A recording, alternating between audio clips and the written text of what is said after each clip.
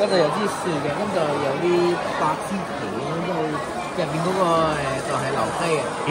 咁就見唔見到人仔啊？嗰個人仔就係毛澤東主席，即係毛主席啦。毛主席發言。係。呢度有個圖片係佢一隻嚟嘅，咁就有啲車仔嘅，咁就有啲橋嘅，加埋啲河啦，咁就有唔個窿窿嘅，就後面都係嘅。後面都係嘅，咁就係喎，後面都有城門嘅。係。哇！呢個城門遮住啊，後邊都有城門嘅，係啊，城門。係啊。有後門，有前門。係。好。好，跟住仲有咩作品介紹？呢一個就係我哋整嘅，呢個就係倉庫管理系統啦。我哋利用咗呢個 RFID 嚟整啦。咁咧，呢個箱角呢個咧係利用貨品啦。個貨品咧經過咗呢個感應區之後咧，你就會顯示你嘅號碼啦，同埋會上傳到呢個 IoT 嘅平台管理嘅。嗯，即係計到有幾多貨經過運輸帶啦。係。不過而家佢就維修緊。係啊。維修緊。咁呢個就係我即係未有做到記錄住。冇錯。不過有啲問題就冇錯。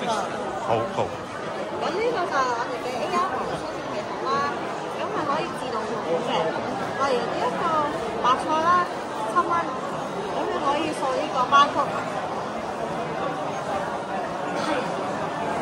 佢會出個價錢出嚟嘅。係啦，7蚊。係啊。咁俾錢嘅話咧，就用呢個二維碼掃啦。呢個。Hey。係啊。Please wait。咁咧掃完之後咧，佢會自動歸零㗎啦。係啦，歸咗零啦，俾咗錢啦。好。呢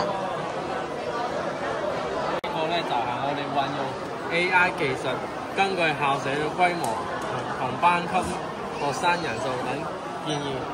用 AI 嘅。係用 AI 嘅。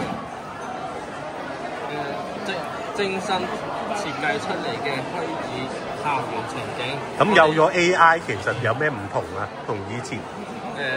同以前仲方便咗咯。方便咗。方便咗。有啲程式就易寫咗嘅。係，我哋甚至利用 AI 正咗獨特嘅配樂，並將所有元素剪成咁樣嘅作品。透過我哋中意嘅 Minecraft 平台 AI 讓我哋嘅創作變得更加豐富同埋多元化。希望大家中意我哋嘅智能學校，並從中感受到科技與創意嘅結合。好啦，唔該晒你哋。